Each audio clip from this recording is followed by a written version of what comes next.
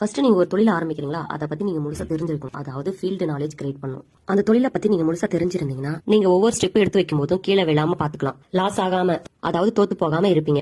ஏன்னா இங்க நிறைய பேர் விழுந்து விழுந்து எந்திரிக்கிறவங்களும் இருக்காங்க. அவங்க எல்லாம் பாத்தீங்கன்னா அப்பா அம்மா சேர்த்து வச்ச ப்ராஃபிட் இருக்கும், அதை வித்துட்டு திரும்ப தொழில் தொடங்கலாம். அப்படி இல்லைன்னா வைஃப், ரிலேட்டிவ் இந்த மாதிரி யாராவது ஹெல்ப் பண்ண இருப்பாங்க. அவங்க மறுபடியும் கீழே விழுந்து விழுந்து கூட எந்திரிப்பாங்க. ஆனா நமக்கு அப்படி இல்ல.